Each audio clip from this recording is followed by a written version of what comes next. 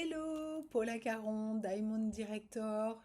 Je suis rattachée à l'entreprise de marketing relationnel que j'ai choisie il y a 10 ans maintenant et je vais te donner un petit conseil sur les erreurs qu'on fait lorsqu'on décide de faire du marché froid. Quand on est dans la prospection sur le terrain, tu n'as que quelques secondes en fait pour créer ce fameux climat de confiance. Et parfois, sans t'en rendre compte, tu fais des choses ou tu dis des choses qui cassent complètement ce lien. Aujourd'hui, je vais te partager les trois erreurs les plus fréquentes qui tuent la confiance en prospection et comment surtout éviter de casser ce lien puisque c'est quand même du temps et de l'énergie que tu donnes à ton business, donc autant que ce soit hyper positif et plutôt rentable. Ok? Erreur numéro un, tu parles trop vite de ton activité. Tu rencontres quelqu'un et paf, tu veux lui présenter le projet, les produits, ton opportunité, tout va trop vite. Résultat, la personne, elle peut se sentir piégée en fait, alors qu'elle ne te connaît absolument pas, tu n'as pas créé encore ce climat de confiance, et elle a l'impression que elle va se retrouver avec quelqu'un qui va la mettre dans une boîte et qui va la compresser, ok? Donc, plutôt que de faire ça, commence toujours par créer ce fameux lien. Pose des questions simples. Les questions simples, c'est les questions de la vie, du quotidien. C'est qu'est-ce que tu fais dans la vie, dans quel domaine tu travailles. Euh, et surtout, sois sincèrement intéressé par ce que te répond la personne. Parce que ça aussi, quand tu fais semblant d'écouter, clairement, ça se ressent.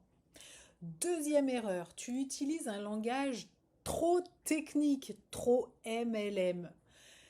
Quand tu balances des mots comme résiduel, duplication, downline, upline, euh, clairement tu vas perdre les gens parce que c'est ton univers, c'est pas le leur.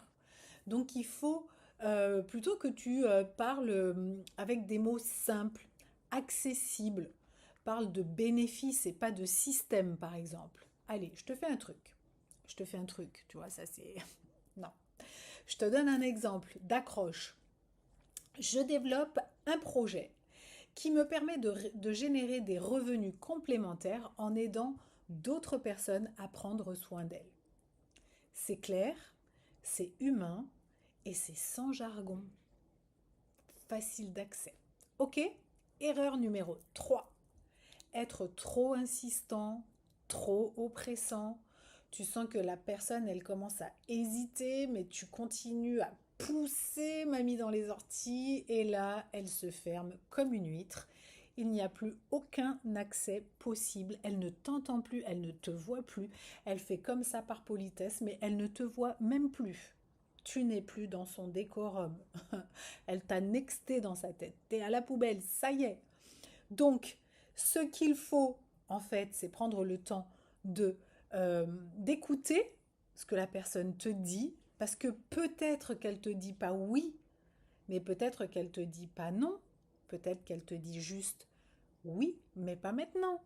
Mais comme tu es à fond, je veux, hop, tu casses le lien. Il va falloir que tu apprennes à respecter le rythme de chaque personne.